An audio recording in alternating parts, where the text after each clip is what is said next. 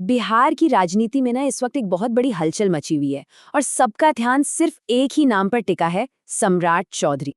जी हाँ, खबर एकदम पक्की है कि सम्राट चौधरी ही बिहार के अगले मुख्यमंत्री होने वाले हैं। और ये कोई छोटा-मोटा फैसला नहीं है, ये एक ऐसा फैसला है जो राज्य की पूरी राजनीति की दिशा ही बदल कर रख देगा। तो चलिए सबसे पहले जरा इस घोषणा की डिटेल्स में जाते हैं।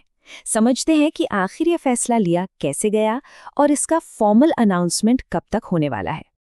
देखिए, सबसे दिलचस्प बात तो ये है कि अंदर खाने सब कुछ तय हो चुका है। पार्टी और जो सहयोगी दल हैं उनके बीच पूरी सहमति बन चुकी है। ऊपर से मतलब लीडरशिप लेवल से भी फाइनल अप्रूवल मिल गया है। बस अब इंतजार है तो शाम तक इसके ऑफिशियल अनाउंसमेंट का। अच्छा, तो अब सवाल ये उठता है कि इस बदलाव का असली मतलब क्या है? क्योंकि देखिए, ये सिर्फ एक चेहरा बदलने की बात नहीं है, मामला इससे कहीं ज्यादा गहरा है। ये सिर्फ एक पद का बदलाव नहीं है। समझ लीजिए कि ये बिहार के पॉलिटिक्स में एक बहुत बड़ा टर्निंग पॉइंट है। एक ऐसा मोड़ जिसका असर आने वाले कई सालों तक वहां के पॉलिटिकल इक्वेशन पर दिखने वाला है। और हाँ, ये बदलाव ऐतिहासिक क्यों है? वो इसलिए क्योंकि इसके साथ ही बिहार में पहली बार फर्स्ट टाइम बीजेपी का कोई नेता सीधे मुख्यमंत्री की कुर्सी पर बैठने जा रहा है।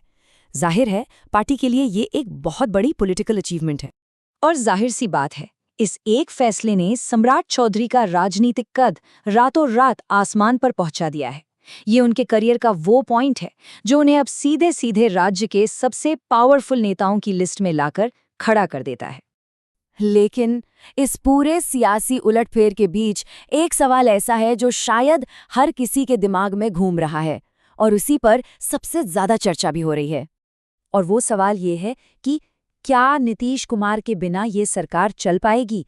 क्या ये सफल होगी?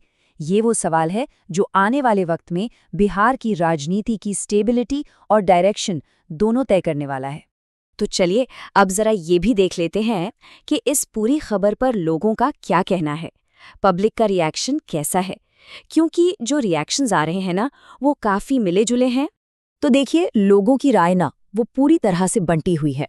एक तरफ कुछ लोग हैं जो इसे बिहार की राजनीति में एक बहुत बड़ा शिफ्ट मान रहे हैं, तो वहीं कई लोगों का फोकस इस बात पर है कि देखो, पहली बार राज्य में बीजेपी का सीएम बन रहा है।